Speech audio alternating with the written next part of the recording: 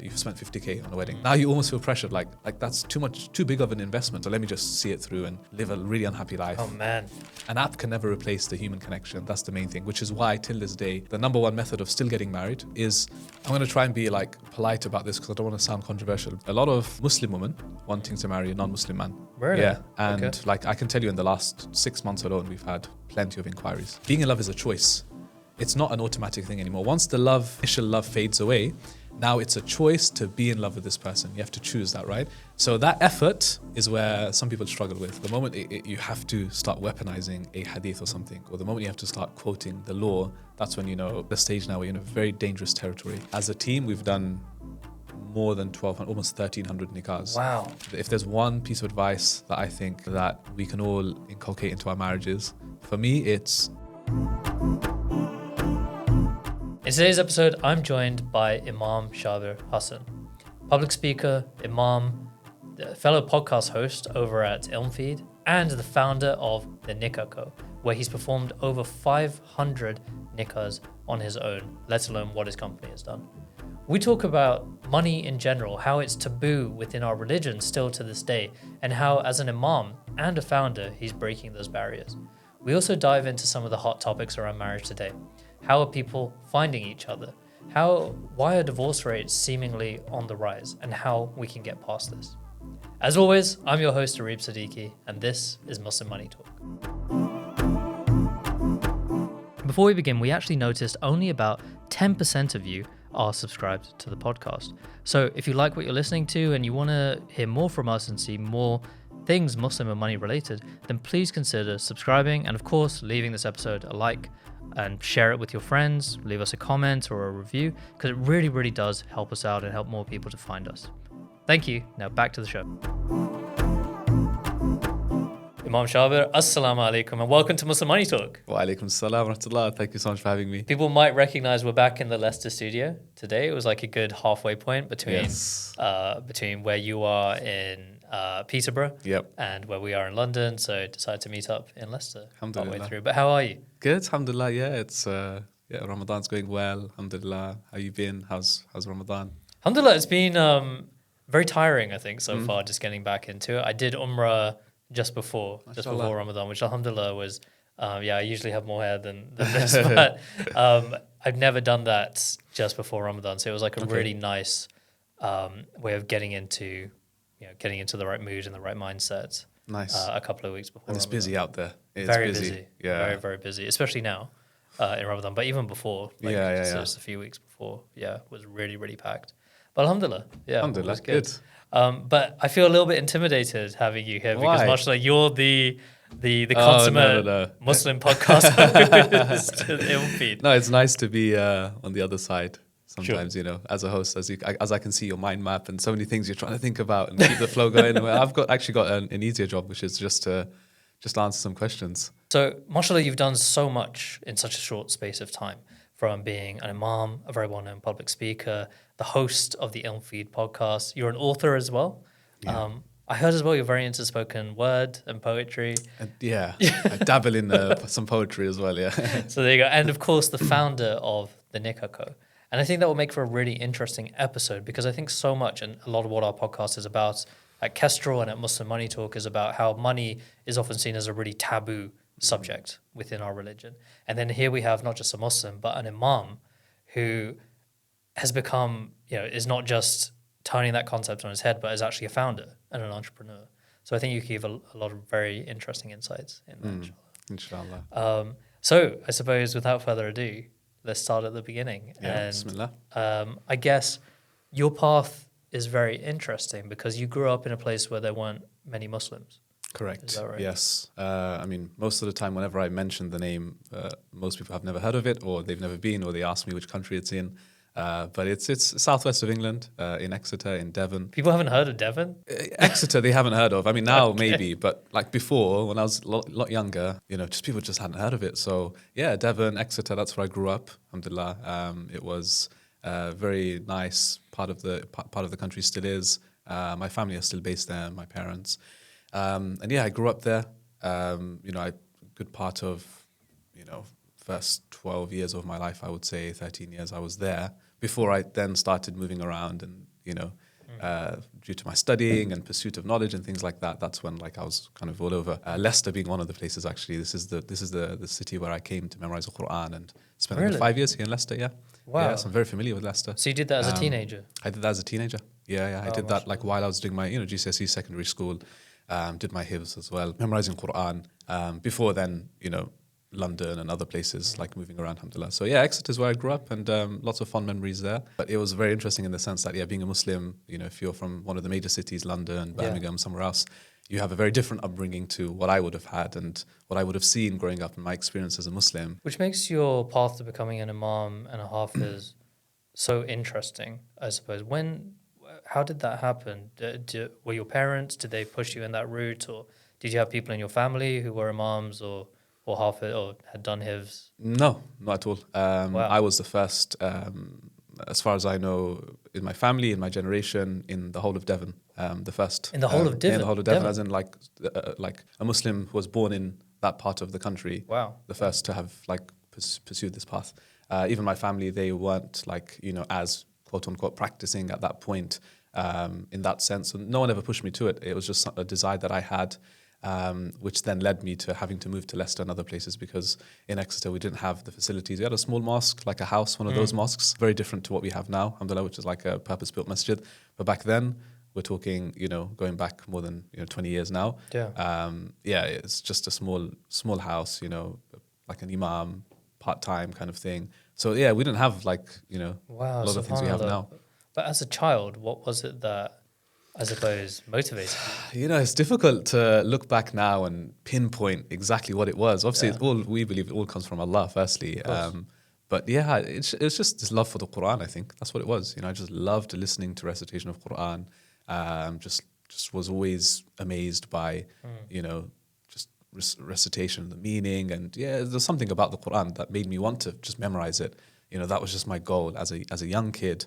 I want to memorize this Quran. I want to be able to recite it. And I just remember just sitting there, listening to reciters, trying to imitate them. I didn't even have good recitation, tajweed, a good voice, or anything like that. It's just a dream of mine. And, actually, thanks to the sacrifice of my parents, my family, they left everything behind in Exeter, made the move to Leicester. Oh, they all moved? They all moved, yeah, because I couldn't do the whole boarding school thing. I had to have my family there with me, and they were there to support me. Moved to Leicester literally temporarily for about 4 or 5 years. Wow. They allowed me to just do my thing, memorize Quran, finish my school. I went to Islamic school here, and then moved back to Exeter after that. I suppose for the parents listening, is there any advice you can give about how to inculcate that love for the Quran and for Islam in children, or do you think it just sort of happens? The parents, they're a big support, especially as like a motivational factor where, it's a long journey. Like memorizing Quran, it's not an easy thing. It's a long journey. It takes, took me a good part of just over 3 years to do. And this was day in, day out me going. So, of course, as a kid. Full-time school. Yeah, exactly. Alongside school. So, as a kid, you want to do other things. At that age, you want to be playing. I want to be playing football. I want to be going to the park. I want to be watching TV. I want to be playing my PlayStation. At the time, I think it was like a PS2 was like the max we had or something. PS3 maybe. So these are the kind of things you want to do. So, like, how do you stay motivated? A lot of it comes down to parents. The mother having that, that kind of the softer approach to things, father being there as like the more, right, I don't want to mess up, I don't want to disappoint my father, always keeping tabs, always keeping track, speaking to my teachers.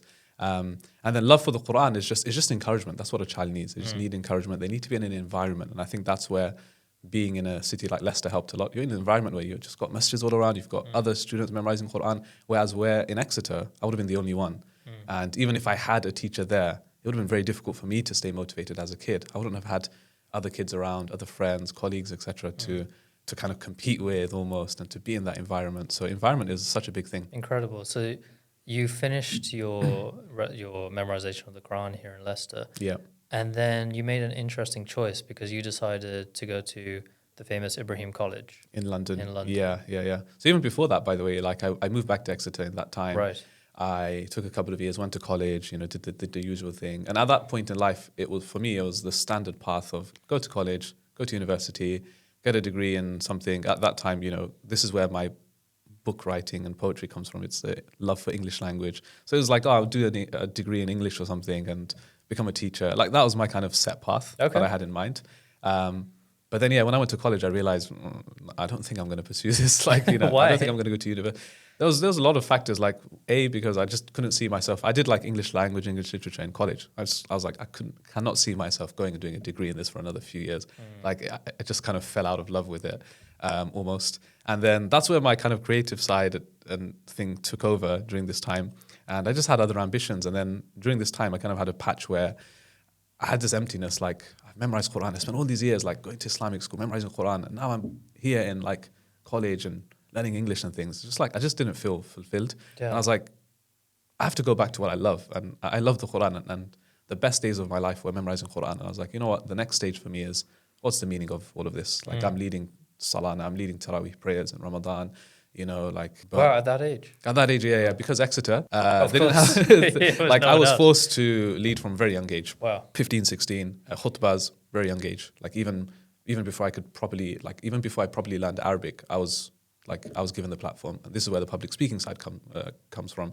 Because for, almost like 15 years, 14, 15 years now, I've been doing this thing of public speaking from a very young age. So I've kind of been trained almost and molded to do that. So it's like, I realized I need to go back. So then my next kind of step was, okay, I can't get my parents and my family to move with me again. Like now it's like I'm older now. I need to make the next step myself and become independent.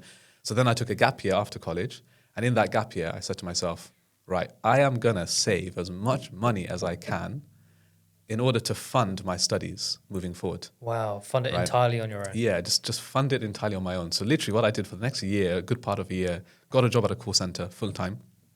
And I just worked. I just worked like, full time, Monday to Friday, did overtime, did extra hours. The only thing I remember spending money on was my driving lessons, literally. Okay. Apart from that, I'm living at home with my parents. I didn't have any like expenses or anything like that. Didn't buy a car, nothing, even though I passed my driving. And all I did was just save. I didn't, no spending, no buying extra clothes or these nice fancy things, nothing. I just saved money. And I remember it was like in the region of like 10K, which I ended up saving. So you saved £10,000 at the age of 18? At the age of, before that, 17, 18. Mashallah, Which, incredible. as an 18-year-old, that's a huge amount of money. It's pretty much unprecedented. That's huge. It's huge, That's right? huge. So I'm thinking, right, 10K in my account, I'm ready to make the move. Ibrahim College, London, that was the best option at the time because I wasn't, again, willing to kind of go to a boarding school and go like full time. So like Ibrahim College was the next best option, which is a full-time course. Okay. Monday to Friday. Okay, fine. And did you ever consider going to university to do, I don't know, some other degree and then going to Ibrahim College? No. For me, it was like the earlier the better. Let me get into it. And I had the motivation. I had the funds at that point. And that's when I made the move to London.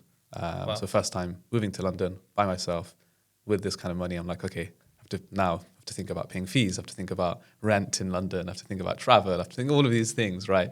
So that's when kind of reality hit and I make the next big move, which is in the capital. So had you always had that mindset of saving and being good with money, or was that something that was entirely born of your need to become self-sufficient as quickly as possible to achieve your goal? Yeah, I think it comes from my father for sure. Like, he kind of always instilled that within us. Like, just if you get money, value it, don't waste money, that kind of thing. And he's that kind of person who is kind of very careful with how he spends. So I think I've kind of got it from my father. So it's kind of that nurture side of things.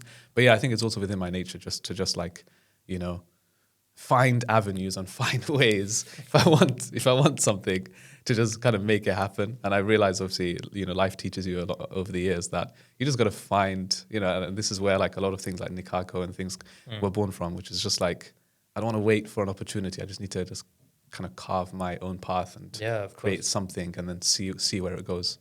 And do you have any tips for people listening about how to do that, how to save and how to spend mindfully? If you're in the fortunate position, which I think a lot of people are, which is you're living at home with family at a young age, living with parents, and they're taking care of a lot of things, then you don't really have, like an excuse per se to, what are you spending money on at that point? So for example, with me, even after I moved to, I didn't buy a car until towards the end of my studies. So it was all public transport, I'm relying on. I remember when I had to go back to Exeter, obviously I'm going back every month or so to visit my family. I'm looking at mega bus and forget even trains, National Express, the cheapest tickets I'm booking in advance. Wow. I'm trying to shave costs wherever I can because at that point as a student, as you would know, when you're during your student days, I mean, like money is everything. So like you're not earning, you're studying full time, you're having to pay rent and all of these other expenses. So for me, I'm trying to save where I can. And, whereas I had some friends, I had people I know who bought cars at a very young age. Just for me, it's unnecessary. You don't need a car at that age, especially like some of the cars they had, mashallah, is a decent car. Yeah. You don't really need a decent car at that age. For me, it was just public transport, saving, just basic lunch, no kind of going out, no kind of like messing about. So I was very kind of focused, and I think that was quite necessary for me. It's like I had to be. So how long? Could you explain to me how it works? So Ibrahim College is where you go to study to become an official imam. Yeah, so it's kind of called like the Alimiya course. Okay.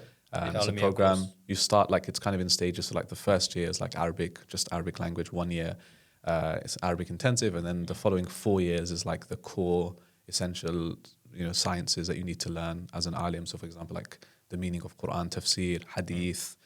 You have fiqh, right? So the legal side of things, jurisprudence. And then many other things, seerah, etc., etc. So that's like 4 core years. And then you have an additional final year, which is like, again, like specialization in hadith. You go through all the main books. So it's 6 years full time. So it's Monday to Friday plus some weekends. That was like full time, those 6 years. So usually on average, the Alimiya course is 6 to 7 years. That's the average that you have to dedicate. And does everyone make it to the end of the final 6 years? Because it's quite a lot of commitment. So we started with 30 brothers, 6 graduated, including myself. Yeah. So no, majority don't make it because it's a big. It's almost like medicine. Yeah. It's not like a degree is like 3 years you can kind of get through, but this is like medicine. Like but with a far higher dropout rate. It's like 80% of the class. Yeah, it's crazy. What happens? I suppose people just get pulled in different directions. Yeah, go down a different career path. I mean, let's take something. You go to university. Usually, there's a system in place. Student loans. Like it's kind of funded for you. Whereas this kind of stuff, it's purely self-funded. There's no like loans you can take. There's no scholarships most of the time and things. So a lot of times it comes down to finances. Like most students couldn't fund the whole 6 years themselves. As you go to university, it's funded for you. You take out loans, etc. You pay it back over the years. So funding is a big thing. Motivation, just seeing something through for 6 years is a really big thing to do.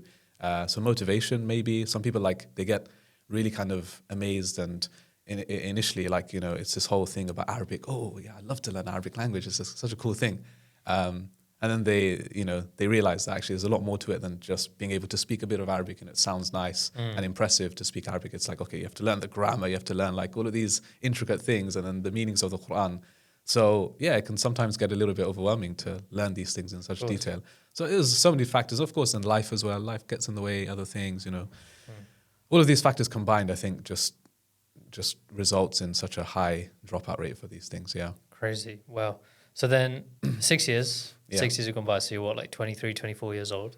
Yeah. Now? Yeah. And what does a career look like for an imam? I don't know. We don't often think about that. But it comes back to this interesting idea of money and faith again, where I think a lot of people feel weird when it comes to imams charging for things. I know that's not right. Yeah. A lot of people are saying, oh, you should just be doing it, for free. But free sabilillah. Yeah, free sabilillah, which is weird. Yeah. But I don't know, what does that path look like? Oh man, so it's so weird, honestly. Like for imams, generally speaking, although I can't speak for all of them, but yeah, the general kind of path afterwards is, for the majority, the kind of default is you become an imam, meaning you become an imam in a mosque, in a masjid, like a full-time imam. That's like a position which is filled.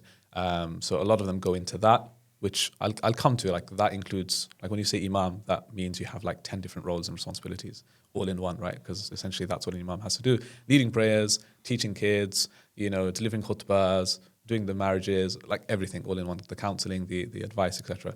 That's usually what an imam ends up doing. And that's usually like the kind of default. Like we don't have a set career path. We're not kind of taught these things. Like it's just like, you'll have to just find your way because, that's just how it is. Whereas, and then I would say the majority of graduates, they end up just going into normal jobs, just normal jobs. They end up going into, Uber, taxi driving, Really? Yeah, going to just different fields because there's no like, where are the opportunities?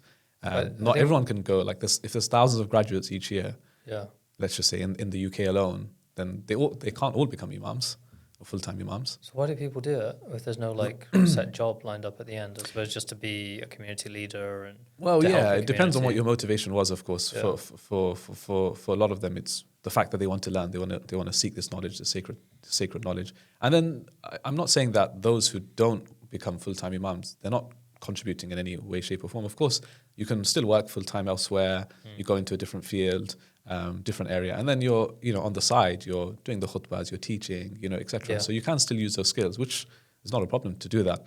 I'm just saying that it's very difficult to have a set career path as an imam, where most kind of just go into some full-time employment and they kind of see their way through there. Whereas for me, when I graduated, or even actually before I graduated, while I was studying, the Nikkah Co came about while I was studying. So it was in the last kind of few years of my life, life as a student at Ibrahim College. So for me, I don't like going into like full-time employment and just being in one place. For me, I like doing different things. And I guess while I was a student, I experimented a lot. That's where Ilm Feed podcast came about, like presenting public. I was doing public speaking. I was doing the poetry side. I was doing a lot of writing. I was, doing events already. Wow. So I was doing a lot of things already while I was a student. I think it's very important to experiment, especially at a young age. When you're in those like early 20s to mid 20s, those are like the golden years. Is where you learn a lot about yourself. And for me, you're not married. Like there's nothing tying you down. So I fill that time with, okay, I'm studying, I'm taking my studies seriously, but I'm just like doing loads of other things as well at the same time. Like I'm just trying different things out. This is how I learned, like, okay, I'm pretty okay at this, like presenting stuff. Yeah. I was doing TV presenting. So I started with like a small TV channel, eventually got to like Islam channel. So like, I'm good at TV presenting, I'm good at podcasting. Wow. Like I enjoy doing events and public speaking. Okay. So Nikkah Co was actually a combination of those skills, if you think about it, like to officiate a Nikkah as an imam, because the thing is, like, not all the imams are public speakers. Public speaking is a skill in and of itself. But people spend thousands of dollars to, become experts in public speaking. So just because you're an imam doesn't mean you automatically become a public speaker and you're great at giving khutbahs. A lot of imams who don't want to, like, Yeah, of course. do that side of course. things. So that's the problem, I guess, you identified. So you graduate from Ibrahim College. Yeah. And you'd already kind of started sowing the seeds for the Nikkah Co. Yeah. So can you give like a one-liner? Because I've heard it described in a few different ways. One of the more interesting ones was go on. the Uber for Nikkah. Oh, interesting. Yeah, I haven't used that one in a while. But It was from a few years ago. yeah. But I thought I really like sometimes that the something of something. But the Uber of Nikkah. The Uber of Nikkahs, I guess. Yeah, that was like in the very early days where we said, well, essentially, Nikkah Co shouldn't just be about me as a brand. Like it all becomes about me as a personal brand, and it's like only I'm doing it. Like no, we need to find imams of a certain caliber, certain experience with certain skills all over the country and that way you can scale and cover as many nikkahs as possible, as opposed to just me doing it. So it started with just me doing the nikkahs, and then I got one of my colleagues, Imam Sultan, on board, and then it's just a case of now expanding and getting other imams. So like, okay, I'm having to travel all the way to Manchester to do a Nikkah. This is not feasible for me to do week in, week out. Let's find someone in that area who's also of this certain caliber and things. So that's what the Uber kind of idea came from. Okay. But essentially, it's a bespoke Nikkah service provider. So we are specialists in the Nikkah side of things. And this is what I'm talking about, like with imams. There is no specialization. Well, there is in the academic sense where you can go in what we call takhassus, which is specializing in a subject area. So you'll go and specialize in hadith. Yes. You'll go and specialize in fiqh, or some Islamic finance. Like you could specialize in a certain, from an academic point of view, you can, but not like as a role, like. And the way I look at it is, any other field you think of, like medicine, let's just say, you graduate, you have to pick a field to specialize in. Like, are you going to become a GP? Are you going to go, and even within hospital, are you going to become a surgeon, nurse? Like, what is it that you're going to become? Like, is it with what do they call it, obs and gynecology and stuff? Like, there's lots of areas. Law, what law are you specializing in? Family law, commercial law, etc. Even in the world of business and entrepreneurship and tech, there's areas. So like with imams, it's always like, you're an imam, so that means you wear like 15 different hats. You know what I mean? Like, so it would be great if we could empower imams to specialize in a field. So imagine if you had imams who go into like specialize in counseling, mental health, others who go into, let's say, Islamic finance, others who are in education, management, you see. But no, we just say, this imam, you're a counselor, teacher, leading prayers, public speaker, etc. So for us, it's okay. Nikkah Co is all about specializing in this one thing, which is like marriages, basically, right? So the way now I kind of like summarize it into like 3 E's, which is, so Nikkah Co is like expertise in marriage. So we bring that expertise. We've got, now 8 years of experience, as opposed to an imam who's juggling all these different roles and can do marriages. Any imam can do the nikah, but is this what you're a specialist in? You see what I mean? Very interesting. That's the first thing. Okay. So you've got expertise. The second E is education. So it's like there's an educational side to it. So it's not just about turning up on the day and doing the nikah. It's like with the couple, you're educating them along the way, their questions, their concerns. It's a daunting thing, the nikah, marriage itself, etc. Even afterwards, a lot of the times we stay in touch. And the third is experience. What I mean by experience is the nikah actually becomes an experience. The number one feedback that we have from our nikahs is that, months later, years later, the couples, they say, our guests, they can't stop talking about the nikah, the ceremony. Like Really? That became the highlight of the day. It's incredible feedback. And when you think about it, think about how many weddings you've been to. Do you remember from a wedding, months later, you're like, oh, that cake. Oh, the food. You don't really... Not really. The wedding is just a wedding. You just turn up, you're happy for the couple, and you leave. Unless something really wrong happens. Unless there's something that goes wrong or there's something memorable. But the nikah, we've made it an experience where the way that we deliver it now, it's not just for the couple, but the guests that are there, Really? they're really wow, okay, that was a really good ceremony. That's the number one feedback that we have. So it's those 3 E's combined makes what we do at the Nikkah Co. Okay, incredible. So the problem that you'd identified, it's kind of like a twofold problem. I guess one was finding someone who could bring and perform the nikah with the same quality as every other aspect of the wedding. People are spending a lot of money on the cake and the decor and the venue, but they wanted the khutbah or the service to actually live up to the same expectations. So that's on the one side. Yeah. On the other side is perhaps imams who wanted to, I don't know, specialize in this kind of space and sphere. So it's almost like, I'm just thinking Uber, like a platform, two sides of the platform. Is that kind of how you would describe the problem? Yeah, pretty much. Things have evolved over time where once upon a time it was just a case of you want your nikah done, you go to your local masjid, local imam, you get the nikah done. Obviously things have evolved over time now where Muslim communities have grown. Now you've got venues, you've got halls, you've got all of these things, right? Most of the weddings are taking place there. You've got guests that are coming. So it's an event in and of itself, right? Now as part of that event, you need a nikah. So you need an imam to now come and to give nasiha, to do a khutbah, to do recitation, to create, like I said, an experience on the day. But then a lot of what was happening was imams were just doing a nikah. I don't even blame them because they've got so many other things going on. I know. They don't have the time to spend on this couple. Let me craft a bespoke speech for this specific. Right? So I'm just going to turn up and just get this nikah done. I need to get back to my job again. So this is the problem we found, and then there wasn't relevance. There was a gap really where couples were you've got this younger generation now coming up. You have to understand we're part of a new generation now, right? So we've come from a particular generation. Now the next generation have come up and they want different things now. And they want relevancy. They want English speaking. They want understand. They want to be a part of it, right? So we kind of came at a time where we're kind of seeing this new generation coming up now and we're trying to fill that kind of gap. And just like you said, just specialize in this thing. So, now 8 years in, alhamdulillah, as a team, we've done more than 1,200, almost 1,300 nikahs. Wow. As an individual, me personally, I've done almost half of those. So I've done about 600 now nikah ceremonies. So you can imagine 600 ceremonies all across the UK, all across the different parts of the world.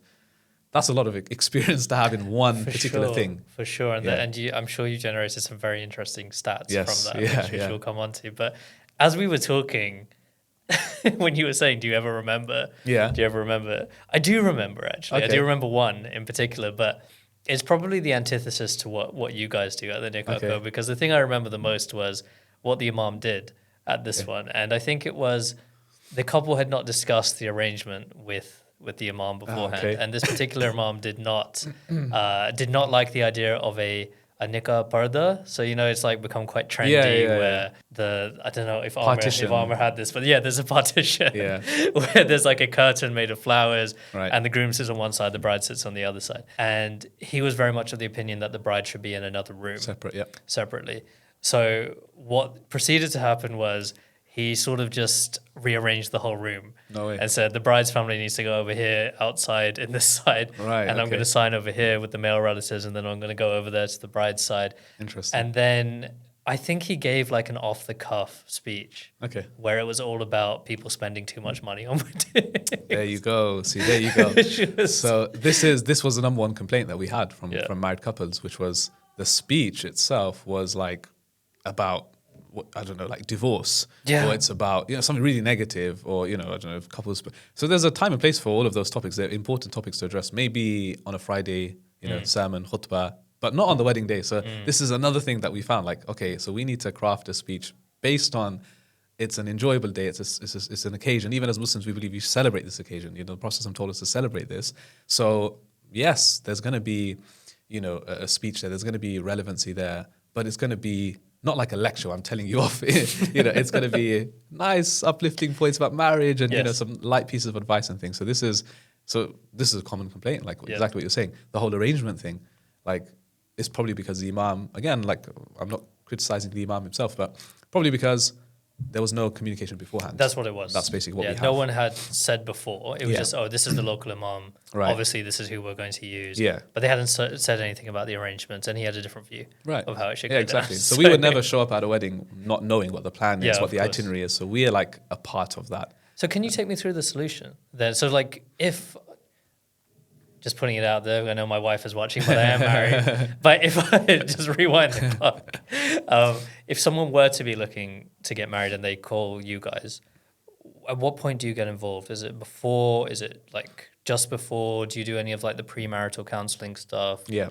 Or do you just get involved on the day? Like, how does it work for you guys? So yeah, so you'd get in touch, obviously initially with just like someone from admin who takes you through the whole process, the booking and things like that.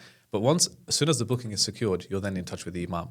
So that could be months before your actual nikah. And usually we have, at the very least, depending on what kind of package you've gone for, because we have like more tailored things, at the very least you have like one phone call going through everything, or we have Zoom calls, you're in direct like contact messaging and things like that. And we literally go through like everything, not just like the nikah itself, the ceremony, or you might have questions about, what do I say? Like, what do I say as part of my acceptance? Or, the mahar, like, you know, how does that work? Or who can be my witnesses? Like, there's lots of questions, the same kind of FAQs that we kind of go through.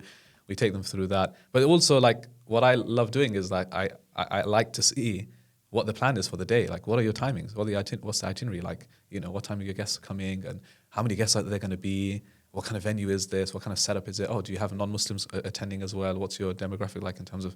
So I ask all of these things so that I can really see, okay, what kind of wedding is this? Is this like a wedding where I'm going to show up and there's like 500 people there and it's going to be like mad? Or is it like a really intimate one? Every nikah is different. Even culture, like I get to know what cultural background are these, you know, the couple. Depending on the culture now, because I've done so many, I know, okay, what kind of things happen at these weddings. And give some insights. Yeah, just in terms of even, for example, like let's say Pakistani weddings, okay, which was based on 2024 stats, that was the majority that we actually did, almost like 50% of Pakistani weddings that we did, or bridegroom being of Pakistani background. So, like I know, like what happens at these weddings now. I know the kind of culture, I know the expectation. Like Islamically, I know how a nikah works. Okay, it's very basic. Certain things that happen, like acceptances, okay, there needs to be witnesses and so on. But in some cultures, they have other additional things, right? So for example, in Pakistani culture, what I found a lot is that, now Islamically, if you were to give your acceptance, you just need to say it once. Whereas in Pakistani culture, they ask 3 times. Now Islamically, you don't need to ask 3 times. But in Pakistani culture, that's the norm. Where does that come from? 3 is sunnah. Okay. You know, I don't know where it comes from exactly, but it's the whole 3 is sunnah, and that's you know, it's just become a normalized kind of custom over the centuries. Okay, so now I know this, so I will ask the couple beforehand. Oh, by the way, like, would you want to be asked 3 times, or you know? And they're like, oh, actually, that's a good point. Yeah, you know what? Our parents, I think they're quite traditional in that sense. They would want because what's happened in the past is that I've asked the ones like they've done it the Islamic way, and then someone's come up to me, an uncle's come up to me, and hey, you know, I've never seen a nikah done like this before. When I did it, it was 3 times, and I've always done it like in our family, it's always been 3. Wow. I don't want to cause problems, and what I'm doing is I'm doing what's required Islamically. Now, I could be the imam that just says, no, Islamically once, that's it. But what I'm doing is I'm factoring in. There's nothing wrong like factoring in cultures. Now, if the custom is like completely un-Islamic or contradictory to Islam, of course I'm going to say, no, I'm sorry. Like for example, there was one custom. I think it's in like Iranian culture, but it's taken from like Persian. Like which is when the bride enters, and I've seen it in other cultures as well, not specific to them. The bride enters, they carry a mushaf, a Quran, over her head as she enters, right? Oh, I've seen that. I think at a Turkish wedding as well. Okay, yeah, Turkish as well, yeah. So now that, for example, someone asked me about this, like, we may potentially be doing this. For me personally, this is like almost like a disrespect to the Quran, because the Quran is not a prop. Yeah. It's to be read, it's to be recited. You don't use it as a prop for the bride coming in. I mean, there's other usages for it. So I just said, no, I wouldn't be comfortable with you picking up a Quran and putting it overhead. Like, this is not Islamic. It is purely cultural, and it's disrespectful to the Quran and the nature of the Quran, the very essence of it. So do you see, like, this is how we offer advice. So based on culture, all of these things, we have these discussions beforehand. And then paperwork, so the admin side, all of that. And then on the day, I come in. They know what time I'm coming. They know what to expect from the Nikkah. I know what to expect from them. And that's when the actual Nikkah happens. Thank you for listening to Muslim Money Talk. If you like what you've heard so far, you might be interested in checking out what we do at Kestrl, the Muslim Money app. Kestrl is a service that helps Muslims who want to grow their wealth without having to compromise, whether it's on their belief or user experience or price. I founded Kestrl because of how fed up I was at how poor Islamic financial services were in this country. Often people didn't use them because of how bad the user experience or customer service, and indeed how high on price they were. So Kestrl was the answer to that. If you download the Kestrl app today, it can help you by creating a budgeting plan. Plug in whatever bank account you have and it will create an auto budget just for you. You can then tell us what goals you're saving for and we'll save towards them automatically into pots, and then crucially link you towards Sharia compliant investment and savings products as well. So download Kestrl today and try it out for yourself. Now back to the podcast. So let's talk about timing, because I think when I first came across you, it was actually through a post that you put out on LinkedIn, which you went through all of the stats of the weddings that you had performed in 2024. And I think one of the key findings was how many of these weddings started on time. Right. And it was a very small number. I can't remember exactly. Let me find it. It was... So basically, in summary, as a team, alhamdulillah, in 2024, we did about 200 Nikkahs in total. Of the 200, I did 60, exactly, 60. Okay. So I didn't have the stats for the whole team, but I recorded along the way my personal Nikkahs that I did. Yes. And then, here's the funny thing, right? So before we get to the stats, it's like someone who is a founder, entrepreneur, like usually the end of year review is all about what? It's about how much money you made, right? The finance side of things. I'll be honest with you, I haven't even looked at that. And, for some people that might be like, that's bad business. But I'm not like overly concerned with that side of things, because for me, it's like if you focus on the service, giving it your all with the service and, high quality, then the reviews, the feedback, that's going to be positive. And as a result, the bookings will come in anyway. Like there's going to be a good amount, inshallah, of income.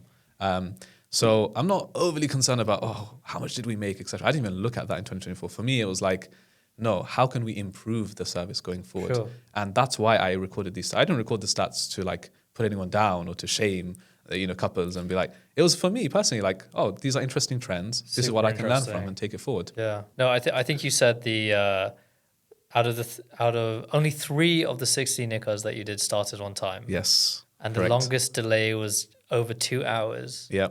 Where the groom's entrance took 45 minutes. Correct. Yeah. And by the way, we're kind of still in the beginning stages of 2025, and we've already had something really close to that this year. Out of again, I've done 9 or 10 Nikkahs up until now already so far this year, and the longest delay was 1.5 hours. So the bride wasn't even there. Like the groom side were there, which is really strange, and the bride came like more than an hour later. Really? Okay. Yeah, just really, really delayed. So it started 1.5 hours late. So we're really close to that 2 hours limit. But yeah, it's crazy. So yeah, 3 started on time. So for me, like the biggest quality is time, right?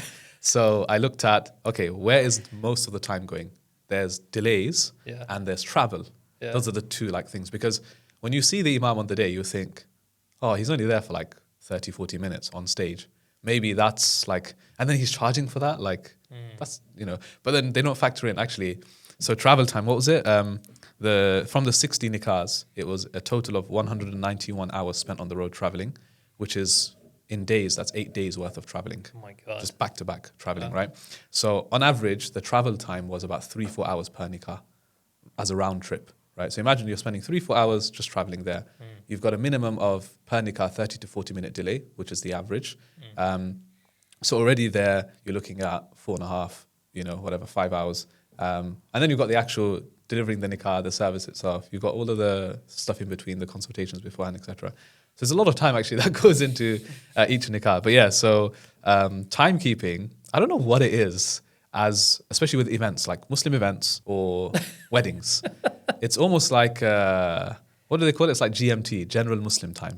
It's just like, if it says a time, you add on an hour, like thinking, it's not going to start on time. Like, where did that come from? Which is weird, isn't it? Because as Muslims, we're so focused on time. We have to pray on time. Exactly. You break your fast on a very specific We're supposed time. to be very disciplined and like. So it has to be cultural. It's definitely cultural. It's definitely cultural, but like it's just a sad reality. Especially, I'm talking about events. Like, okay, you as an individual, you're bad with timekeeping. I understand that mainly affects you. It can sometimes affect people, but where it's like events, weddings, etc., it's affecting a lot of people. Yeah, everyone. It affects everyone. So for me, it's really sad. So just weddings aren't starting on time for various reasons. So then, like, what we had to start doing was we start asking really specific questions. So instead of saying, because if you ask the bride and groom, they'll be like, yeah, it's a lunchtime wedding, 1 p.m.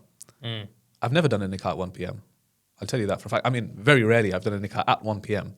because then I ask, okay, you're saying the wedding's at 1 p.m. So I ask specific questions like, what is the guest arrival time? 12:30. Okay, fine. How many guests are coming? 100. A half an hour for 100 guests to arrive and settle in and be ready for a Nikkah. It just doesn't happen, right? And the 100 is being, very conservative here in terms of number, right? And they'd be like, okay, what time are you planning to make an entrance then? 12:45. So 12:30 guests arrive, 100 of them, bang on time. 12:45, you're making an entrance. And then, like culturally, like especially in the South Asian, Pakistani, Bangladeshi, etc., Indian weddings, we have like the groom's entrance is not just like, when we say entrance, you think he rocks up outside the venue and he just walks straight in and he's on stage and the imam's ready. Like, no, that's not how it works. So I say to him, you do know, like, are you having what we call like a gate thing? Like there's a gate where you're going to hold the groom ransom at the gate and make him pay up and stuff, right? Yeah. That itself is like 15 minutes. Yeah. And then if you have photographers and stuff, he's entering, the photographer saying, stop here, let's take photos, get family photos. That's another half an hour gone.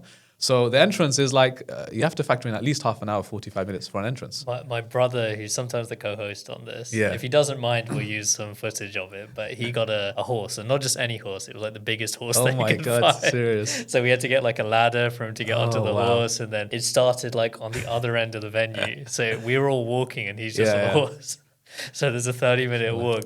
It was a lot of fun, but it does take a lot of time. It does takes take a lot time. of It takes time. Yeah. So I mean, if it's not a horse, then it's these the The supercars, ransom thing. the revving the cars and coming in. Yeah, of course. It all takes time. So again, fine, you can do all of that. It's not a problem. It's just that I'm going to manage your expectations for you and ask you these specific questions. So if you're saying 1 p.m., I'm going to say to you 1:30, 2 p.m. That's when the Nikkah will start. The wedding, fine, 1 p.m. you're saying, but so now what we do is we manage expectations. So that's how we've cut down the delay time a lot over the years. So again, like if I hadn't like noted these things, I wouldn't have known and I wouldn't have been able to. And that actually makes life a lot easier for the couple. Now there's things because they're getting married for the first time. Super stressful. They've probably not been. It's very stressful. I can't blame them for like delays. It's out of their hands a lot of the times as well.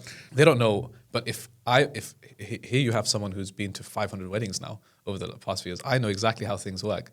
So this is where I can give you my input, my expertise, and it actually makes their life easier. So they've come to me for a Nikkah, but they end up getting.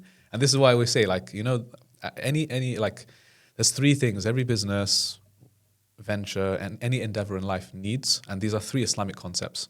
This is how I break it down. It's what I call like NIB, N-I-B, okay? So you've got N represents Niyyah, the I is Ihsan, and B is Barakah. So Niyyah is the intention, the why. Ihsan is, we translate as excellence, and then the Barakah comes, which is the blessings from Allah. This is what I believe every Muslim business or, whatever, like project that you're working on, it needs these 3 things. So the niyyah, the intention, of course, why you're doing it. Obviously, again, if you're speaking from purely business terms, you start a business to just make money, right? Yeah, make of as course. much profit as possible. Yeah. Now, for us as Muslims, no problem in making money, as we said, but that shouldn't be just the primary intention, because then it's too worldly, right? And we know that you shouldn't be too consumed with wealth and money and things. So have that, inshallah, as a result, as a byproduct of what we call, even again in business or in customer service, we say like you identify a problem, you offer a solution, right? So for us as Muslims, there's a big thing called like khidmah, which is service.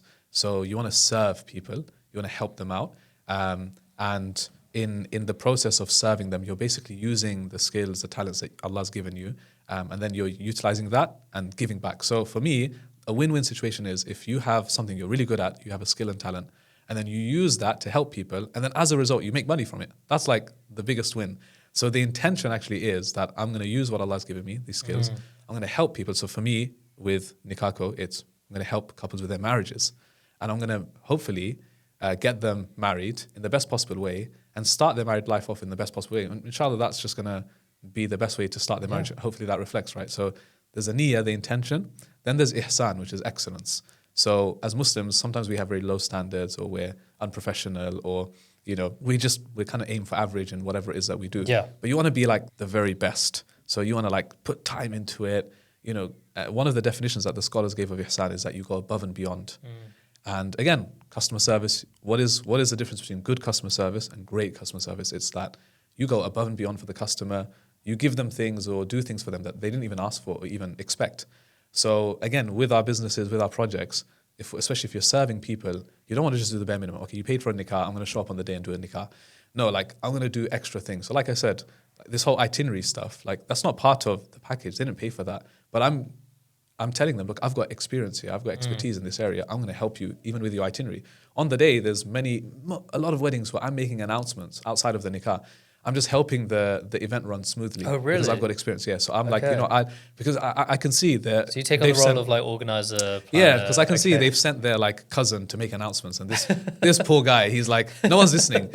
But I'm someone who knows how to like work the mic. I've got a certain voice. I've got the experience from it. So when I make the announcement, people listen. So I'm helping them like run the event. So this is what we call excellence or ihsan, or going above and beyond, just doing extra. And then finally, you've got the barakah, which is, again, people want to prioritize business or profits over blessings. I'd rather make less money, but have more barakah in my business, which is, as a result, the business will be more beneficial. It will be more long lasting. Even if there's competitors that come in, like I know if I have barakah in my business, I don't need to worry about competitors or, I don't need to cut corners in. That's where barakah comes from. And barakah is a direct result of the first two. If you have a right intention and you do the best that you can, it should be the outcome. The outcome, because you can't control the outcome, we believe the barakah comes from Allah. So then, inshallah, there's barakah, there's blessings, and that's like that's the long-term kind of game for us. It's a beautiful way about thinking about business as a Muslim, because I think for the most part, there's still, I think it's falling away, but there's still so much of a taboo or an idea that we cannot be rich as Muslims. We shouldn't be focused on that. Parents feeling weird about it, mixing, or like paying an imam for a service or something like that. But I think that's starting to fall away, and I think that's a really interesting way of looking at it. It's almost like an accounting balance between the deen and the dunya when you're looking at your business. And we try and do the same at Kestrl. Like our one underlying prayer that we make for us here is that Allah uses us and doesn't replace us with someone else. And as long as our niyyah is still there and our intention is still where it was, which is helping as many Muslims as possible to grow their wealth without compromise, then inshallah we hope that will maintain. Inshallah.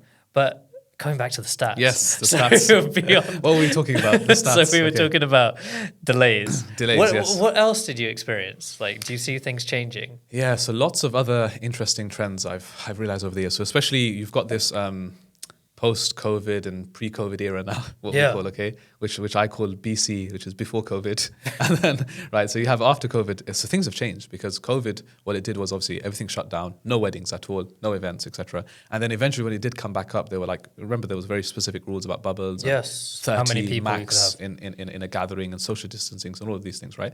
So what started happening was when things were opened up slowly again, people were having these like 30-person weddings, right? Or they were doing it at home, or they were doing it in a very small venue or in a marquee in the garden, right? And then that trend almost just kept going. Even when things opened up, right? People are like, oh, we can have a wedding where there's less people. We don't need to invite the whole, 500 odd people to the wedding. So you can do it. Yeah. So now what I found is that, what was the stat? It was out of those 60 nikkahs I did, more than 40, so that's like almost 70%, were small nikkahs held at home or in the masjid or in a very small venue where they were like less than, so for me small means we're talking less than 70, 80 guests. Wow. Which is relatively small if you think about it, right?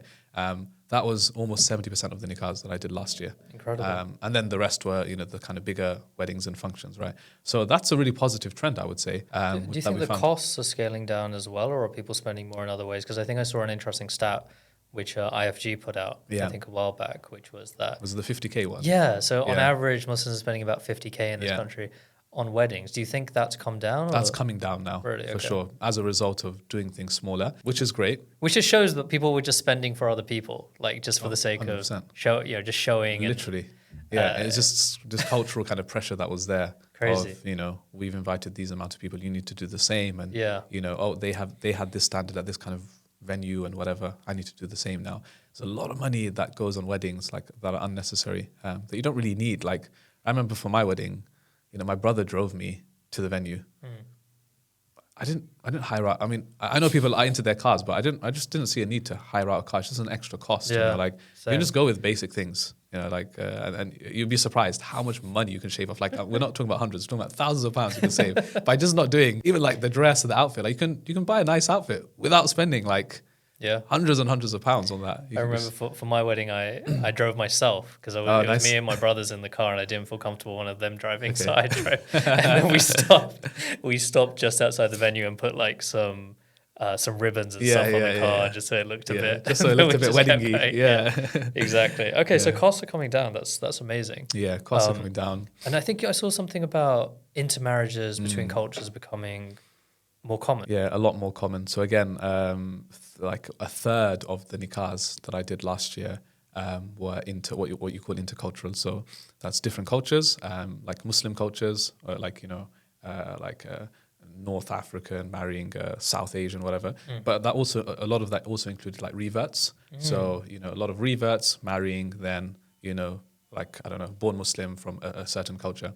So a third of nikkahs, and already this year, like I remember a few weeks ago, on one weekend, I did like 2-3 nikkahs, and all of them were intercultural ones. So it's becoming very common. Why? Because that's just as a result of, the UK, how multicultural it is now, especially in the big cities like London, for example, how many different cultures there are have mixed together. Whereas once upon a time, it was like this section of the community was Pakistani, this was Somali, and that's it, you kind of stuck together. Now it's just like a big mix, it's a whole melting pot of like different cultures. And, the demand for marriage is more now because there's more Muslims, the demand is more, and there's more options. So, that's ultimately what it is, right? Do you think that's the natural state for Muslims living in the West, is that? Because I think our ties to our cultures and our home countries becomes more and more diluted. Yeah. And we end up having greater affinity for people who just grew up in a similar country to us. Yeah, exactly. That's exactly, like you've explained it perfectly well. So I think even like the older generation, the parents and grandparents,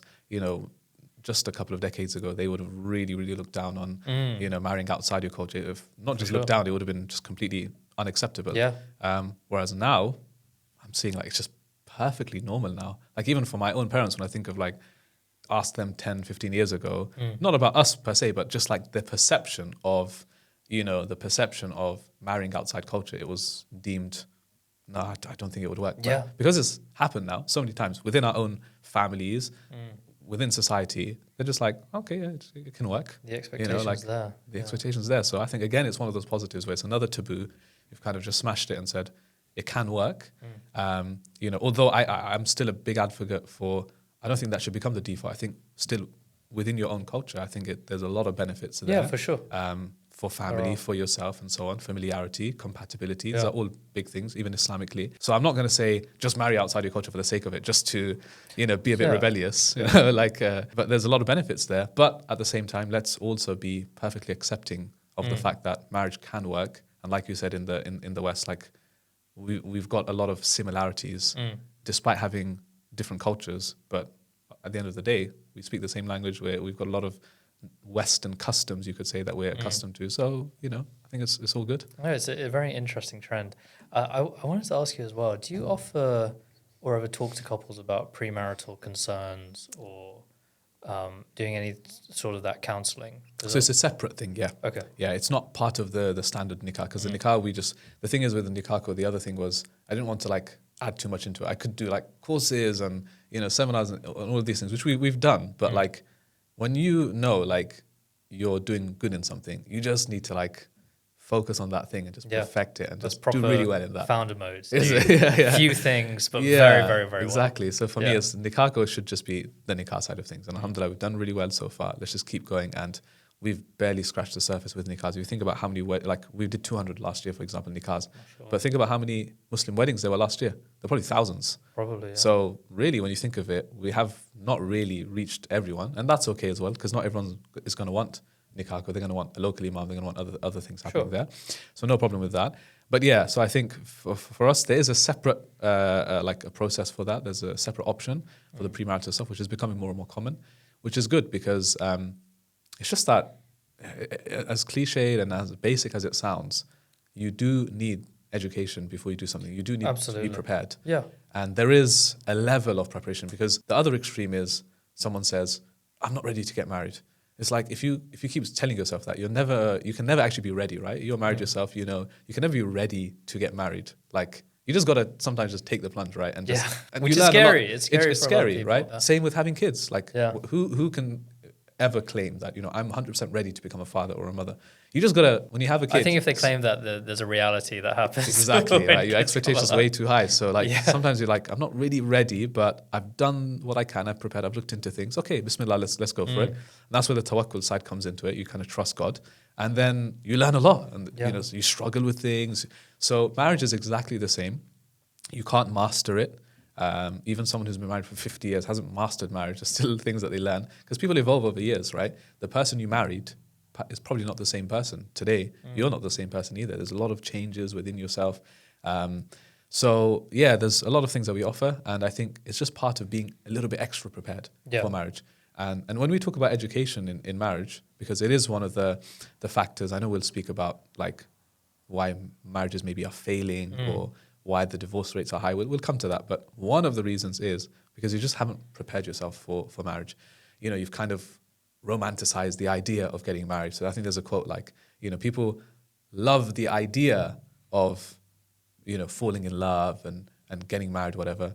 But they just love, but that's all it is. They love the idea of it, but then not the actual reality of being married and then seeing the marriage through. So they're not really ready. They don't know.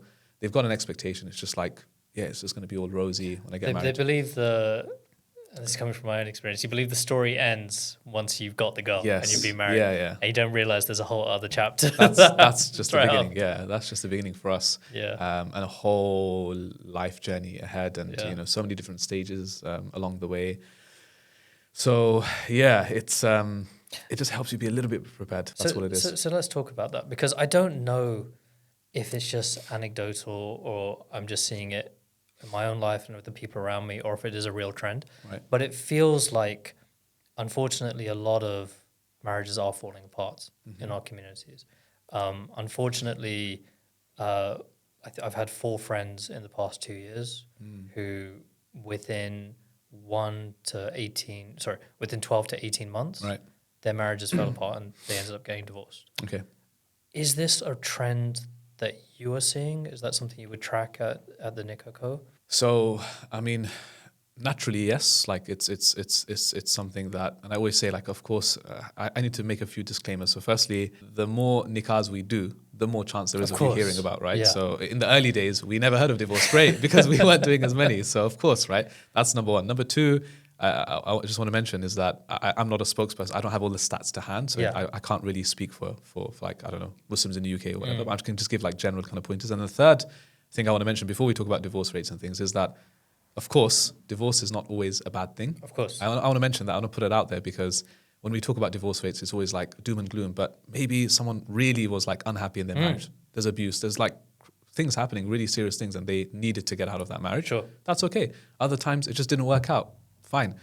Maybe another factor to why divorce rates are higher is because before it was really, really stigmatized, and like no matter how unhappy you were just stuck.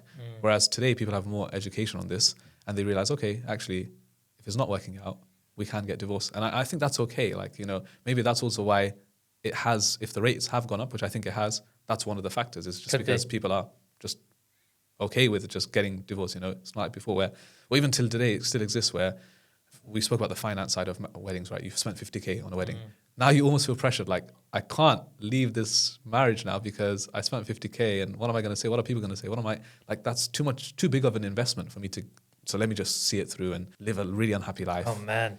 Do you see? So there's a lot of factors there. Yeah, of course. Wow. This is a big cultural thing because, like, we spent too much money. Yeah, we can't, because then for them it's like, well, if I leave this marriage, I'll probably have to do it again. I have to spend more money and I have to invest that time again and rebuild my life. Let's just stay here. I'd be unhappy, but whatever, So it's a really sad reality, but I want to make those disclaimers before we talk about, yes, the reality is, of course, there is an increasing rate of divorce.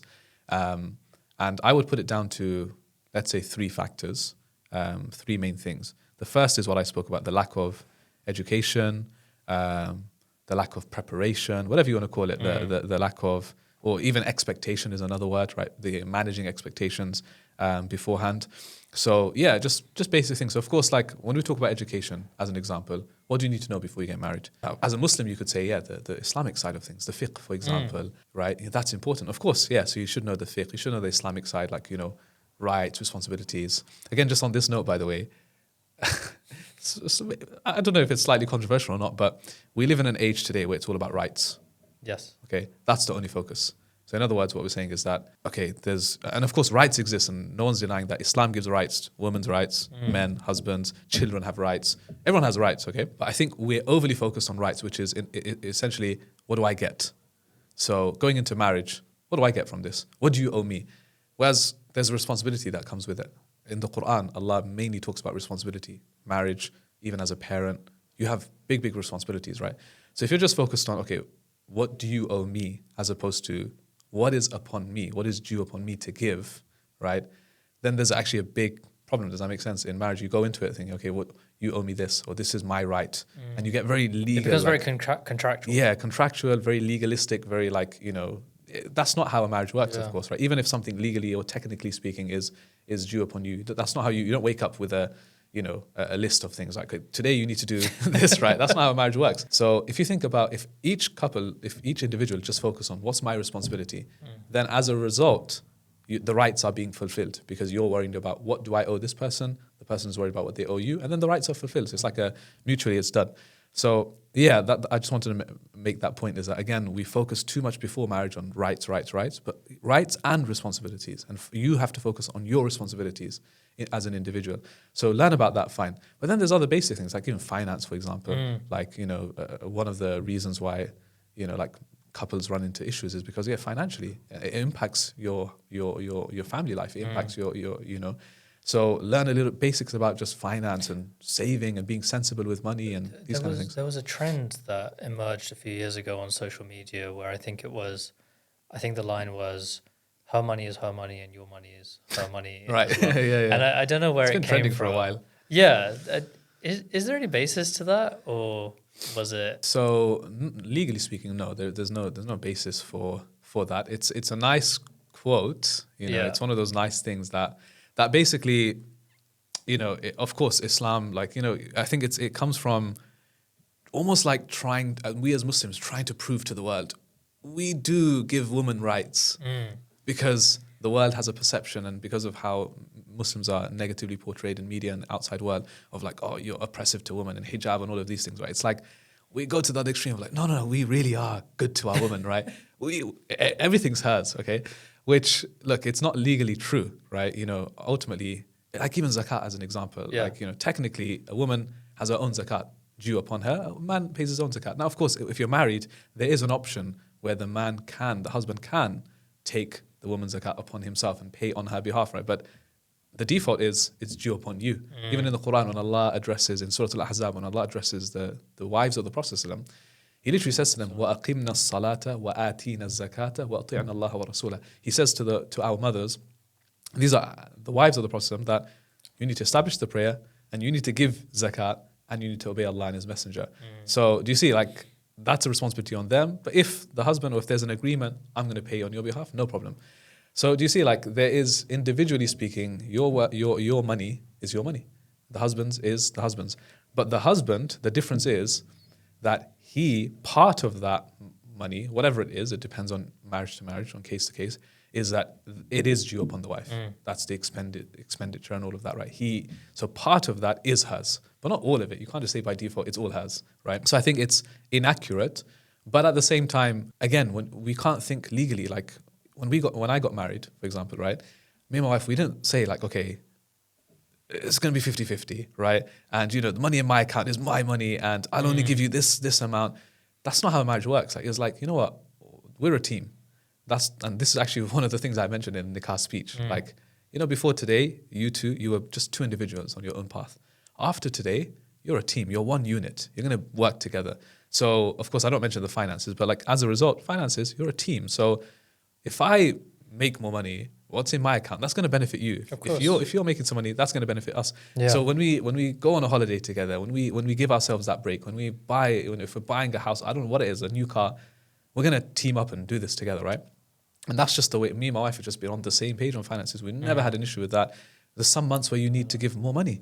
Like there's some months where something's happened, there's an emergency, and what am I going to say? No, I agree to give you X amount this month. Why should I give you more? She's like, no, but there's this. Do you see? No, okay, inshallah, let's work together. Let's balance things out. So, alhamdulillah, you just got to be a team. I think that's the most important thing when it comes to finances. Okay. Yeah. So that's really important. So you've got the financial side of things, education. You've got even like basic psychology or gender differences. I think it's really important to just know.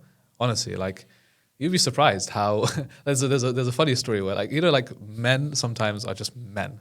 We have what we call in Arabic, like in the Islamic concept, it's the fitrah. You just have just the nature of men, the nature of women. You can't change the nature of a man or the nature of a woman. So when you get married, a big problem is that the man tries to make the woman think like a man. Yeah. And the woman wants the man to like be like a woman, like or think like a woman. Do you see? Like you can't change the nature of things. Yeah. So people can change, I'm not saying that, but if something is at the core, if you're wired to think a particular way, and there's loads of examples of this, right? Then you can't necessarily change that. So there's this funny story about how once like a woman came to her husband, right? And said, I had this dream last night. And in my dream, it was my birthday. And I received a present, and I opened it up and it had like really nice bracelets and jewelry in there. I wonder what this dream means. And the husband was like, you know what? Let's wait till your birthday. I'll show you what the dream means. And she was like, okay. And then her birthday finally comes. And then she gets a box. And, the husband presents a box to her. And she opens the box. And obviously in her mind, she's expecting and she opens it and it's a book, How to Interpret Dreams. Right. And she's just like, forget it. I'm done with this guy. Right. And the moral of the story is sometimes men just don't get it. Like, sometimes you have to kind of like be straight with them. You can't, spell it out. You can't say, you should know how I'm feeling. Right, you should know. Sometimes with men, you just got to spell it out, right? Communicate. There's so many basic differences, which you'll be surprised how many of these basic minor differences cause so many major problems in a marriage because you just haven't understood each other's nature. You haven't understood what it means to how each approach conflict, how each approach space and wanting space, and how each approach just views and so many different things. So it's just really basic things, but I think you should just know. And again, I think as a Muslim community, because we've got this idea of which is important, of course, but like segregation and not being not being in kind of like in touch with like a woman from the outside and things. I think because of that, because we've kind of like isolated or segregated ourselves, we don't understand how the opposite gender works. Yeah, absolutely. And that's where a lot of it comes from. So basically, I grew up with just brothers. Yeah. Right. Like the only woman I really knew was my mum. So it was weird. It was like a real culture shock, to be honest. Just everything from being in the same living space to just even the way you eat meals. It's going to be very, very different. Exactly. Okay, so that's really interesting. So education, finances, and understanding nature. Yeah. So that was just that all falls under the first, which is just preparing yourself a little bit before marriage. So like the educational side or even expectations. Sure. So we kind of touched on it, which is like going into marriage thinking it's the end, or going into marriage like with this concept of love and romance, but not realizing that that's not going to last forever. It has a short lifespan and it was so interesting. You mentioned that some of your friends who sadly went through divorce, 12 to 18 months. So that's really common. So, the 2-year mark, the 24 months mark is the kind of the critical point in everyone's marriage. So within that time, that's where most divorces happen. It's within the first 2 years, right? I mean, how often do you hear of a couple who have been married for 20 years and then get a divorce? Like, it's very rare, right? Yeah. Compared to the first few years. Critical, why? Because that's when you're getting to know each other, you're getting used to each other, right? You're learning about each other. And eventually it's a choice now. Like, okay, so I know this person now. They're not what I expected them to be, that I don't really like them. So let's opt out now, like kind of thing, right? It's almost like, but obviously that's not how marriage works. You need to manage that expectation before that. They're not going to be exactly how I've seen them, or there's going to be certain changes. But what are the like non-negotiables for me? And there has to be just a few things, and then the rest you're just going to have to adjust around. Do you know what I mean? Like, there's a lot of things my wife doesn't like about me, right? But they're not like critical things that are like like same thing with my wife as well. But ultimately, there's certain things that okay, if this isn't met, then okay, the marriage isn't going to work out, right? So you should have a few like, red lines or, non-negotiables. And then outside of that, hey, we're just humans, right? No one's perfect. So I think that's the first. And there are two other things that I found, right? The second, again, I'm going to try and be like polite about this because I don't want to sound controversial, but it is almost like a generational kind of shift from, you think about previous generations, again, parents, grandparents, and you go back and you find that a lot of them were married for long, long periods of time. Yeah. You didn't really hear of divorce. Again, maybe because of the stigma side as well. I'm not going to deny that. But also then you have a generation which is like, doesn't want to work as hard, wants the easy, make easy money, passive income, just somehow just make an investment and you're set for life. So there's that side of things. There's just not wanting to work hard, as if you think of like stories of our parents and grandparents, they worked. Yeah, the entire lives are just working really, really hard. It was like a survival mode. Whereas for us, we've kind of privileged. So what that's done over time is kind of made us a little bit weaker, right? A little bit soft, so to speak, right? To the extent, like I've heard people say, "Oh, don't ask how old are you. Ask how young you are." Like it's like we've become so soft. Like you don't want to be known as old anymore. It's like, bro, if you're 30, just say you're 30. Like you don't need to like beat around the bush, kind of thing, right? Yeah. So we've kind of got this thing. Like we've become a little bit softer in that sense, a little bit weaker, where that affects your levels of patience and perseverance. So when it comes to a relationship now, the moment there's a bit of disruption, a bit of turbulence, a few problems, you're like, yeah, I don't think this is going to work. Whereas before, if there was a problem, it's just like, okay, we're going to find a solution. We're going to make this work and we're going to see it through. So I genuinely do feel like there is a lack of patience or understanding and a lack of, kind of empathy and whatever you want to call it, perseverance. And that has translated in different aspects of life, but into relationships, into marriage. When you can't see it through. That hard-working aspect that you find in the workplace, which has come down, that's now translated into not wanting to work hard in your marriage. Because marriage is about making an effort. They say that love is a verb, so it's a doing thing. Falling in love is different to being in love. So falling in love is the easy thing. It's it's an automatic thing. It's the feelings. It's the all of those things that come together. Whereas being in love is a choice. It's not an automatic thing anymore. Once the love, the initial love fades away, now it's a choice to be in love with this person. You have to choose that, right? So that effort is where some people struggle with. They're like, I don't know how to make this much effort to make the marriage work. No, every day is an effort. One of the, I forgot who was, Gary Chapman or someone who called it the love tank. So every couple, every individual, they have a love tank. And just like, when you fill your car, over time, the love tank gets emptier. And then you have to fill that love tank again. So you got to do something, an act of service, buy a gift, whatever that person's love language is. Exactly. And then the love tank fills up a little bit more. Okay. And then that keeps your marriage going for longer. Whereas for us, the love tank is kind of emptied. And then we don't want to make the effort to like fill it up again. We're like, no, you should just love me. The marriage should just work on autopilot. Oh man. And that's where, do you see there's a lot of issues. Sad. So basically, if you don't figure that out in the first 2 years, a lot of people are tending to cut and run now without understanding how, I suppose, they fill up the other person's tank. Exactly. Right. Or what is it they say? Pour into my cup. Or whatever term you want to use. It's just a case of, in summary, it's just making some extra effort now, right? And just finding what makes this person happy. You've learnt about this person. By the end of this 1.5, 2 years now, you know this person. You've lived with them. So you know what annoys them. You know what irritates them. So try not to do those things as much. At the same time, you know what makes them happy. You know what kind of love language they have. So try and tap into those.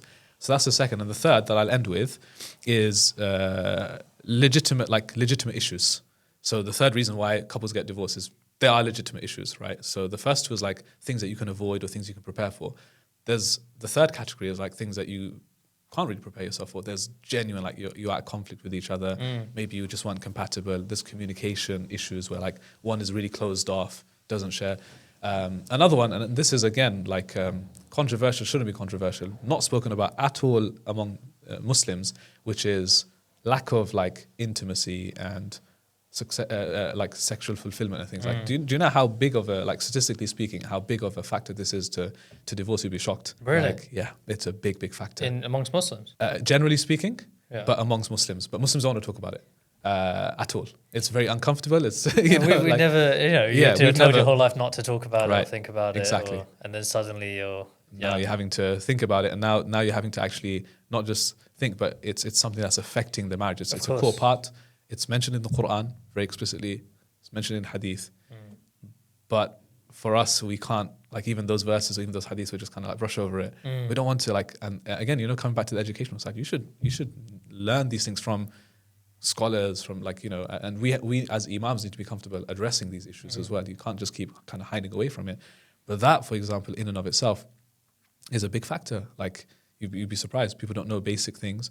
Just fulfillment, love, feelings, communication. I guess the danger there, and I seeing and reading about this, it seems like what we were talking about a relationship becoming about rights, very contractual.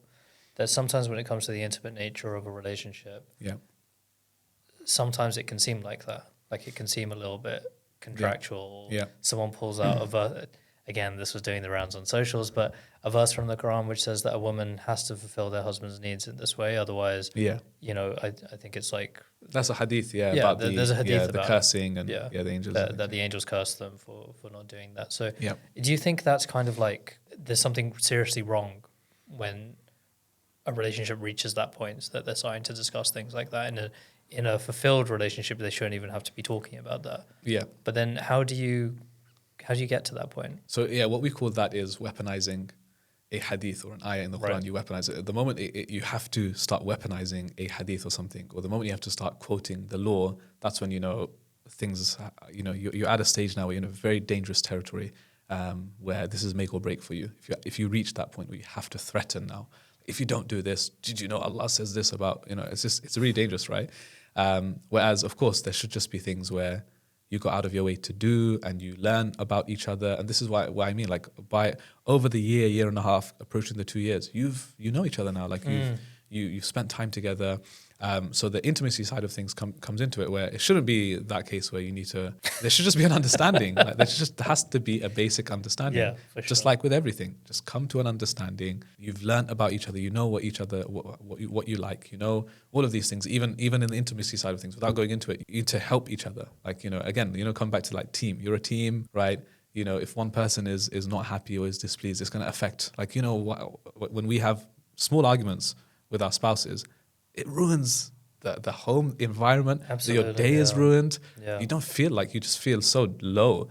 Imagine now a couple who are having constant issues throughout. Imagine how low and how much is impacting their life. You don't want that. Like it's a big thing. So it's just about discussion, being comfortable enough with each other. Marriage, you should never kind of be on, like your spouse is the one person you should never be on guard with. Like you should lower your guard. Like there's a quote attributed to the companion Umar radiallahu anh. He said that, a man, when he's with his wife, needs to be like a child, just playing and like, but then when it comes to being a man and being responsible, now you need to be a man.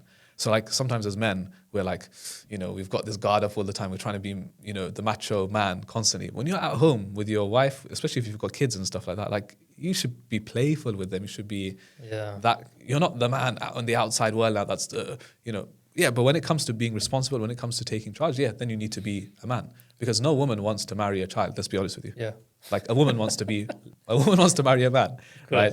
So if you're immature, then a woman doesn't like that. But what we're saying is that with her at home, you banter, you're that enjoyable person. Be a bit more vulnerable. Don't be the you that you're out there in the world. And women, trust me, they love that, Okay. right? As much as, again, you're going to find the other side of men like, nah, I'm sorry, I'm not having that, right? Why should I pander to a woman for, etc. I'm sorry, this is not prophetic or it's not Islamic to be a man. The Sahaba, I mean, Umar, we use him as a prime example of, the man, the toughest guy. The toughest guy, right? Yeah. Everyone's scared of this guy. Shaitan used to cross the road and run from this guy. But yeah, he's saying when you're at home, be like a child. But when you're outside or even within the marriage, sometimes you need to take responsibility and be the man. That's when you're a man. So I think this is something that, again, a lot of people, I just always remember this one example that comes to mind where we spoke about gender differences and things where a couple were having issues. The guy says to me, we're having major issues. And I'm trying to get to the bottom of it. Like, what is the issue here? And one of the things he mentioned was that whenever they have an argument and she says to him, no, just go away, give me some space. He's like, okay then. And he leaves the house and he goes and off with the boys or whatever and he disappears. And then he's like, yeah, I don't understand why she's upset. I'm like,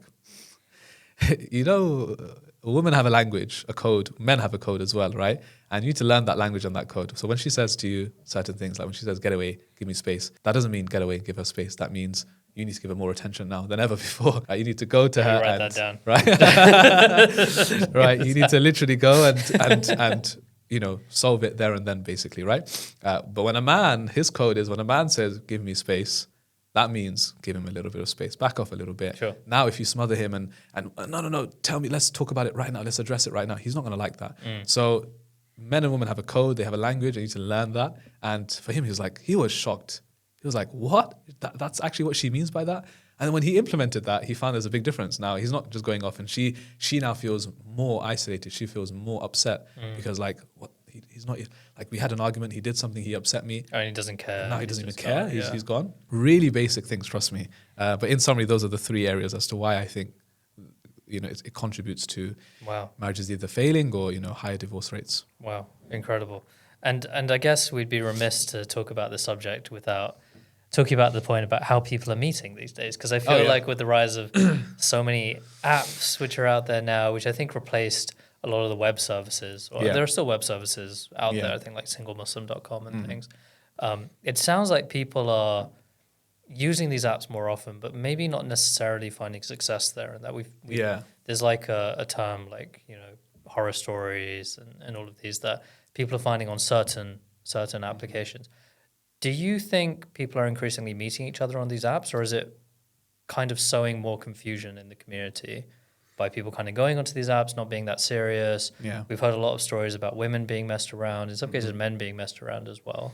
Yeah. Do you have a view on that? I mean, from my observation, of course, it's a growing trend. I know people personally who, like friends and close associates who got married through apps like Muzz, whatever.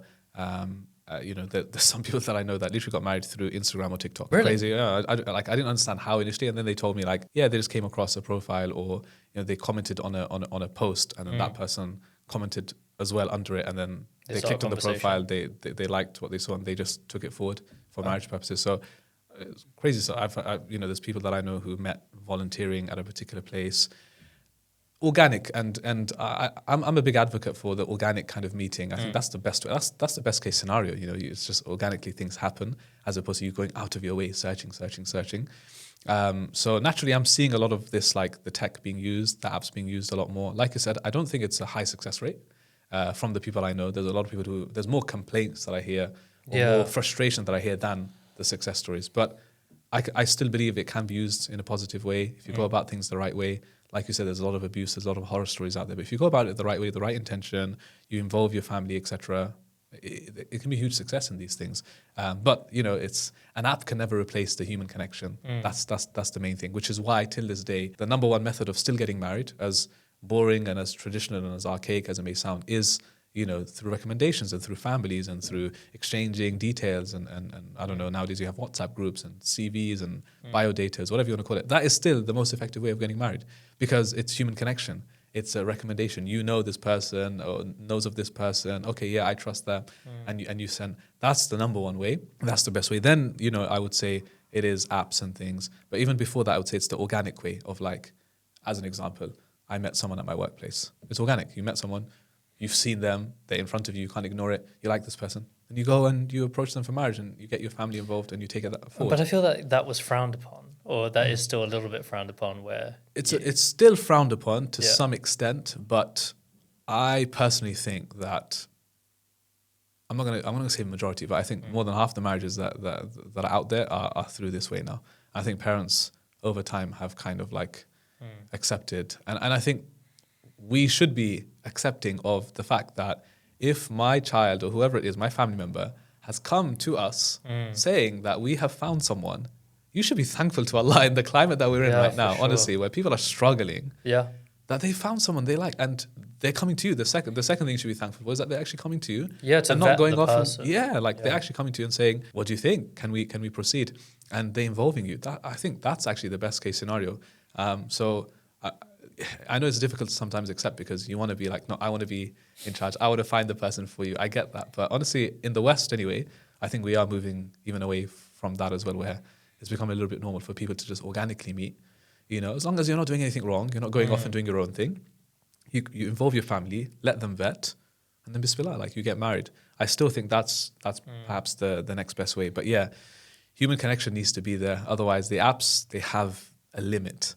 And, you know, as great as they are, they can connect you to different people in different parts of the world. You know, who was it the other day? Literally a few days ago, it was in Ramadan. One of my like students came to me and told me that he's getting married soon, inshallah. And he told me his story of how he got married. Oh my God, it's crazy, right? Imagine I'm teaching a class on Zoom and there's no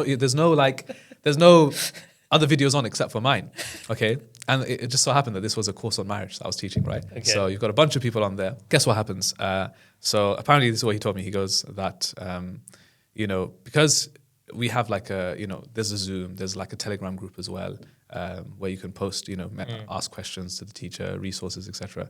So apparently, like, you know, I don't know which side it was, but you saw like, you know, one of them saw that the other one was quite active in talking about, you know, sending resources. So they're thinking to themselves, well, this seems like a person who clearly isn't married, seems like a good person, interested in marriage, etc. Is studying the same course as me, which makes sense, right? You're both there studying a course about marriage, which means that you must be on some kind of similar wavelength. And then apparently they just literally just like asked, are you interested in getting married? Got their family involved, and then they got married that way. I was like, what, from my class? He's like, yeah. He's like, you know, you're actually like responsible for us getting married. I was like, alhamdulillah, that's great. Wow. Yeah. Okay. So that's how things can happen. You know what? I think that's the third story I've heard Yeah. in that kind of vein where people were attending a course together. Okay. And then not through the course, but through like the Telegram group or whatever it was, they ended up talking and it turns out they just struck a chord. I think because it's like they already understand that in order to be attending this class, you have to be at a certain level of similarity to me in terms of your knowledge journey and what you hold important to yourself. So I think a lot of the work's already done. Yeah, exactly. I was thinking of ending it there, but this might be a bit controversial. We might cut this. But have you ever performed any like second marriages? And are those like common or not that common? No, it's so it's not common. Yeah. So I personally wouldn't like, I wouldn't be comfortable with the idea, and let's be honest, maybe we've done one and we didn't even know. Yeah, that's true. Who's going to tell would you you that know? this is my second? Yeah. Maybe it's just it's a Nikkah to us, right? So anyway, putting that to aside, it's no one's ever mentioned that. We've not come across that before. But can I tell you what is becoming more common? So we spoke about the intercultural one. That's common, right? There's a few other things that are becoming common, which Islamically there's a red line. You can't proceed with this, which is a lot of Muslim women wanting to marry a non-Muslim man. Really? Yeah, and like I can tell you, in the last 6 months alone, we've had plenty of inquiries, and we had one issue where we booked a Nikkah in because, you know, the bride got in touch. She's a Muslim, and she booked a Nikkah, like, you know. But then when it got to the stage of like kind of booking the Nikkah in, then we found out that the groom is not even a Muslim. And we're like, oh. But he didn't want to revert? No. So he wasn't willing to revert to anything like that. And then we mentioned, oh, by the way, like, this is not something we can do because Islamically it's like unanimously agreed. It's not even like a difference of opinion. It's unanimously agreed consensus on this issue that a Muslim woman cannot marry a non-Muslim man. It's not something we can do. And then she actually, like, you know, left us like a 1-star review and started exposing us per se. I was like, that's fine, you can expose, but this is like mainstream. This is like, everybody accepts this opinion, but it's becoming really common. And I think there's an underlying issue to this, by the way. And again, it's controversial to get into this, but I think the reason why are let's try and break this down, right, and dissect. Why are even Muslim men? Why is it becoming common for them to marry outside of culture or marry a revert? Why are Muslim women looking at non-Muslim men? Isn't that telling you something, that there's a problem with Muslim women not wanting to marry a Muslim man, or a Muslim guy not wanting to marry of his own culture, because they have these perceptions of Muslim men, and maybe we haven't done ourselves favors or online or whatever they've seen. It's like, I don't want to marry that. I want to find an alternative to this. And even guys, they're looking at women within their own culture, and because of maybe growing up, they saw cultural, baggage or whatever. They're like, yeah, I don't want the cultural baggage. I want to marry a revert because they don't have any of this cultural stuff. It'll be straightforward. So it's actually, if you follow the trends, it's actually really, really interesting as to why people are even, the psychology behind these decisions that are being made. I don't know, like it rears its head every so often, but like there's this, I don't know, a friend of mine got involved with this on Twitter recently, where he was talking about how a lot of South Asian women seem to be hating on South Asian men and saying they would never marry there. Yeah, I think it's because of bad experiences. There's definitely bad actors, and then those stories get propagated online. You'll always hear the negative stories. Yeah. The horror stories, that's going to be given, it's going to be amplified. For sure. Whereas the vast majority of marriages are okay, alhamdulillah. I'm not going to say a huge success, but they're okay. But you'll hear about the small percentage of divorces or bad things happening, and then it's just like, especially social media doesn't have. Twitter is like the cesspit of all of this. It's just really, really bad. You'll hear all of the horror stuff on there, and then people will be like, you know what, actually, I don't want to get married, or if I do, I'd rather choose like an alternative outside of this, and like thinking that that's going to solve all the solutions. For sure. So it's very interesting, but I think, ending on a positive, if we're talking about those who are married, if you're thinking about marriage, if there's one piece of advice that I think, one word even that we can all inculcate into our marriages, for me, it's, in Arabic, the word is taghaful, which means just overlooking.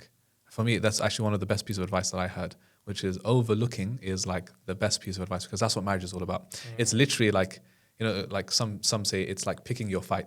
If you wanted, you could pick a fight every single day, multiple times a day, because you're living with a person, they annoy you, they irritate you, they do things, right? They say something, they didn't say something. There's loads of things you can pick on. But marriage is literally just all about just overlooking. Not to say that if a person there's a genuine issue that you overlook everything. I'm saying pick your fights. So there's going to be times where you need to communicate. Sometimes there needs an argument. Like, I don't think all arguments are bad, by the way. Sometimes you just need to thrash it out. Just air it out. It's okay. It's when the arguments become toxic. Well, obviously, if you're using bad language, you're abusing, and like that. That's not right. Okay. Yeah. But you can just argue and just air things out.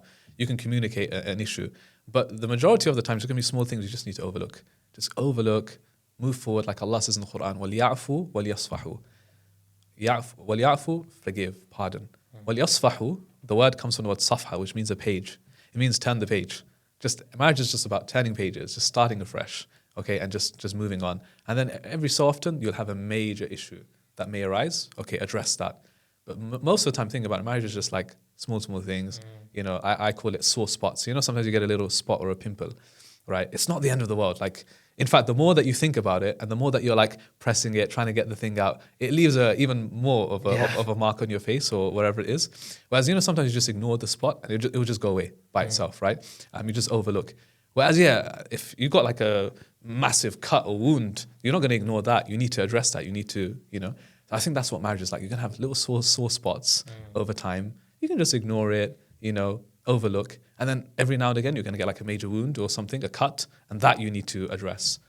I think that's the kind of the positive. And honestly, like, we talk about all the negatives and stuff, but marriage is, alhamdulillah, it's amazing. It brings so, like, after I got married, the Barakah, when I was in Malaysia last year, a brother asked me while we were driving back from an event that I spoke at, he asked me a really good question that I never really thought of. He said, so he was looking to get married, and he said, so, like, can you give me an example of how marriage brings barakah? Everyone says marriage brings barakah. Yeah.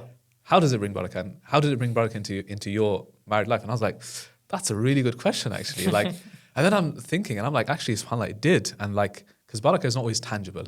Like it's also the way you feel, Yes. the way the home environment is. Like it did bring barakah, but if you want something tangible, like, people want to hear the amazing stories of like, I became a millionaire after I got married. Like Allah just sent me a lot of money, right? But I gave an example. I was like, especially after I had my daughter, even before I got married, like I didn't travel much. And then after I got married, we did some traveling, but not much. And then, but subhanAllah, after I had my daughter, like my daughter, mashallah, she's now at the time of recording, she's past the age of 3. But before she turned 3, I think she had been to like 15, 16 countries. Wow. Like in the space of two and a bit years.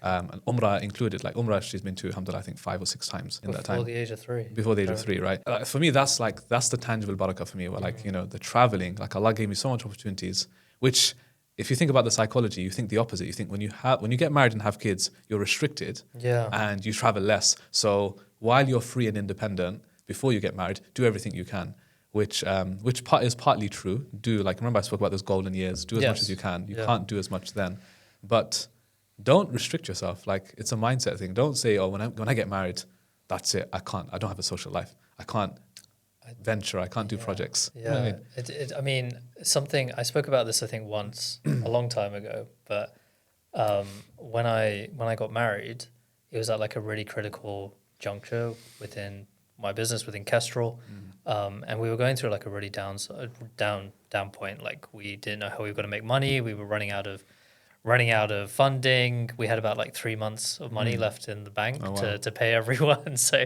it was really bad. I just got married and I just found out that my wife was pregnant. So it was like, you say those golden years. We didn't really stick to that. So it was like in the first couple of months that happened. And it just was like a really, really dark time. And then alhamdulillah, just out of nowhere, this massive opportunity came our way where, a major Islamic bank, the biggest Islamic bank in Malaysia, reached out and said, can you white label your technology and provide it to us? And that was like a revenue line we'd never even considered before, which was B2B, software as a service. And alhamdulillah, that single-handedly saved the company. And, we haven't looked back since. So that was 3 years ago. Amazing. So, and I really, really put that down to the marriage and my son coming. So, there's another example for you if people were looking for a lot of barakah in marriage. Alhamdulillah. So it's an amazing journey. Alhamdulillah. For sure. And what a beautiful way to end this. So, Imam Shabbir, thank you so much for your time. Exactly. Assalamu alaikum. Wa alaikum salam. Thank you for listening to the Muslim Money Talk podcast. If you like what you heard, then please subscribe to Muslim Money Talk wherever you might have been listening to this. Give us a like and share it with someone who you think might be interested. It really, really helps us out. Thank you. Assalamu alaikum and see you next time.